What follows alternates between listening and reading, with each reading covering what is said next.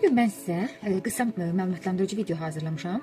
Bu videoda yazı haqqında məlumat vermək istəyirəm. Bilirsiniz ki, yazı İbtidai icma quruluşunun son mərhələsində, yəni eradan əvvəl 4-cü minillikdə meydana gəlmişdir. Yazının yaranmasının əsas səbəbi təsərrüfatın və ticarətin inkişafı, həmçinin idarə etmə ehtiyacı olmuşdur. İlk yazı nümunələri qədim Misirdə, Mesopotamiyada, xüsusilə Şumerlərin arasında meydana çıxmışdır. Qədim Şumerlər yazını gil lövhələr üzərində qamışdan hazırlanmış çubuqlar vasitəsilə yazırdılar ki, bu yazı növünü mix yazıları adlandırırdılar. Yəni mix yazı əsasən hesab, kitab, vergi, ticarət sənədləri, qanunlar və dini mətnlər üçün istifadə olunurdu. Məsələn, dünyanın ilk qanunlar toplusu sayılan Hammurapinin qanunlarının özü də elə mix yazılarla tərtib edilmişdi. 282 maddədən ibarət idi, bildiyiniz kimi həmin qanunlar.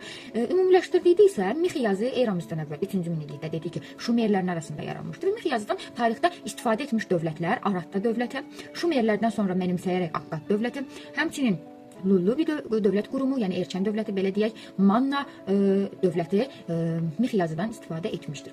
Bundan başqa qədim Misirdə yazı heroqlif yazısı şəklində istifadə edilirdi, yəni inkişaf eləmişdi. Heroqlifin özü müqəddəs işarələr deməkdir. Heroqliflər şəkil və simvollardan ibarət idi və əsasən daş, divar, daha sonra isə papirus üzərində yazılırdı.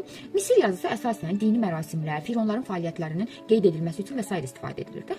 Həmçinin onu da qeyd eləyək ki, heroqlifləri ilk dəfə 1822-ci ildə fransız alimi Jean Champollion oxumağa başlamışdır. Ümumiləşdirərək deyə bilərik ki, heroqlif yazıdan istifadə eləmişdi qədim Misirlilər, Çinlilər, həmçinin Manna dövləti. Bundan başqa isə Yunanistanda istifadə olunan yazıdan Yunanistan və Makedoniya dövləti istifadə eləmişdir. Latin yazısından isə antik dövr Romalılar istifadə eləmişdir. Həmçinin daha sonra isə artıq simvollar, hərflərə çevrilməyə başladıqca artıq yazı sistemində əlifba və s. yaranmağa başlayır. Finikiyalılar həmçinin qeyd edilir ki, eramızdan əvvəl 10-cu, 9-cu əsrlərdə ilk əlifba nümunəsini yaratmışdılar ki, daha sonra Finikiya əlifbasından Yunanlılar, Romalılar istifadə eləmişdir. Hətta müasir Avropa əlifbalarının da bir çoxu Finikiya əlifbasının, qədim Finikiya əlifbasının əsasında təşkil edilmişdir. Gələn videolarda görüşərik.